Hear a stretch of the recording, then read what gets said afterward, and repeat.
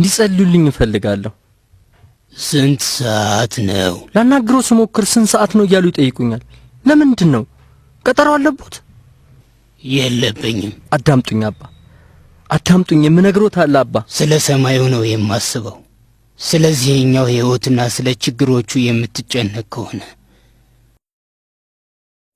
ለሁሉም ጊዜ አለው። አሁን ስንት ሰዓት ነው?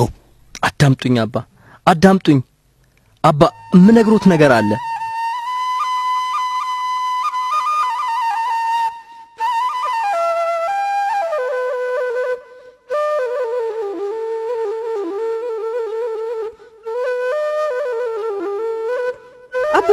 አባውስጡስ ምንድነው? ተካሻይ ልሰብሪው እኮ ነው። አባውስጡስ እኛውና ያልኩሽ እኮ ነው። ደቀ መዝሙሩ ከመምህሩ ባሪያውም ከጌታው አይበልጥም። ደቀ መዝሙሩ እንደ መምህሩ ባሪያውም እንደ ጌታው መሆኑ ይበቃዋል። ባለቤቱም በኤልዜቡል ካሉት ቤተሰቦቹንማ እንዴት አብዝተው አይሏቸው። እንግዲህ አትፍሯቸው። ዝም በይ እስቲ። የማይገለጥ የተከደነ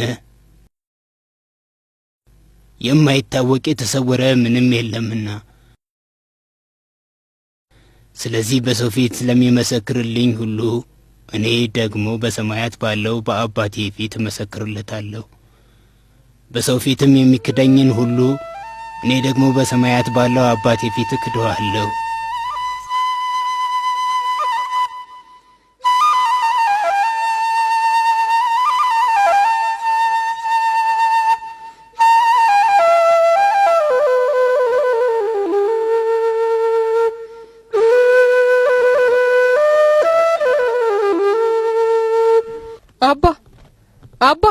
አባ ቆይ ትንሽ ቆይተን ወደ እርሳቸው እንሄዳለን። እንደሚያናግሩሽም እርግጠኛ ነኝ። እሺ የሚሉ ይመስልሻል? አንቺ ብቻ ጸልይ፣ እግዚአብሔር ያከናውነዋል። እባክህ ጌታ ሆይ እባክህ።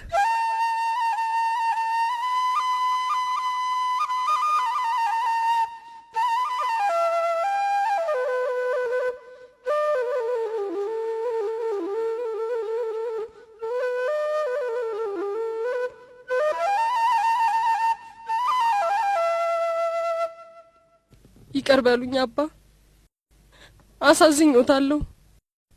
እባክዎ ይቅር በሉኝ። ቅድስና ቆሽሾ ከመታየት ጋር የሚያገናኘው ነገር የለም፣ ከልብ ንጽህና ጋር ነው። እኔ ግን ኃጢአተኛ ነኝ። ግዴለሽ ሕይወትን እየመራሁ ነው። የምጨነቀው ስለ ልብስ ብቻ ነው፣ ስለ መደሰትና ስለ መጫወት ብቻ። በእውነት ጥሩ ሰው አይደለሁም። ማናችንም በራሳችን መልካም አይደለንም። ሁላችንም የእግዚአብሔር ምሕረት ያስፈልገናል። አባ እኔ ግን የእግዚአብሔር ምሕረት የሚገባኝ አይደለሁም። እኔ መነኩሴ ስለሆንኩ ካንቺ ምሻል ይመስልሻል? አይደለም። ጠባቡ በር በመስቀል የተሞላ ነው። ለእያንዳንዱ ሰው አንድ መከራ አለው። እግዚአብሔር ግን ሁላችንንም ይፈልገናል። እርሱ ማናችንንም ከእርሱ ተለይተን እንድንጣል አይፈልግም። ለምን ባለሁበት ደረጃዬ እንዳለቅስ ታደርግኛለሽ? ለእግዚአብሔር ምን ልበለው? ማድረግ የምችለው ብቸኛው ነገር ዝምታ መማሬ ነው። ልብሽን ከፍተሽ ለእግዚአብሔር በመናገርሽ ምንኛ ቀናሁብሽ። እንዳንቺ ከእግዚአብሔር ለመነጋገር እንድችል እመኛለሁ። አባ እግዚአብሔር ንስሐን የሚቀበል ግን ይመስሎታል? እግዚአብሔርን አመስግኚ፣ እግዚአብሔርን አመስግኚ፣ እግዚአብሔርን አመስግኚ።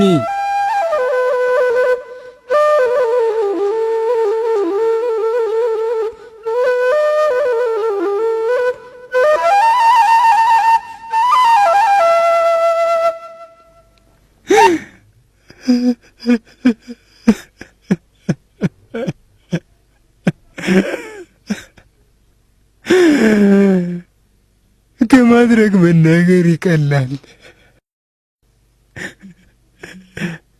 ልብ ወደ ሰማይ የሚወጣው በመናገር አይደለም።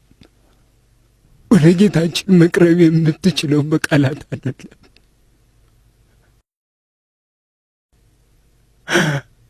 አንዳንድ ጊዜ ዝምተኛ ነኝ።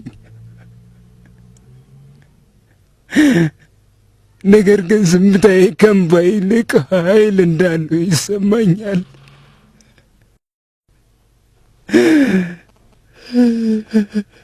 ዝምተኛ ነኝ፣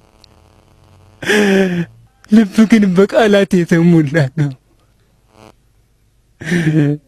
እግዚአብሔርም ሳልናገራቸው ይሰማቸዋል።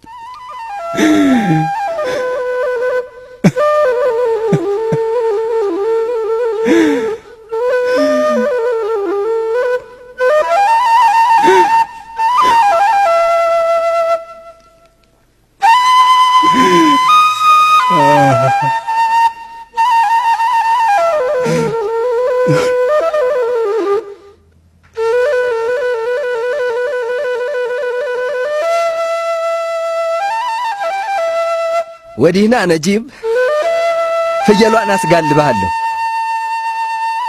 በል እንጂ ልጄ ወዲህና። ወደክ እኮ። በል ተነስ፣ ወደ እናትህ ወስደህና ታጥባለች። ከዚያ በኋላ ወደ አጎትህ ሄደን እንጠይቀዋለን። ና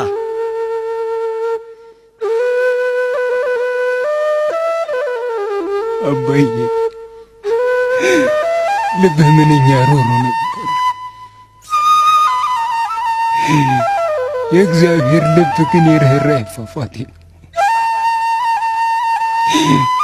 የቃላት ጉዳይ አይደለም፣ የቃላት ጉዳይ አይደለም።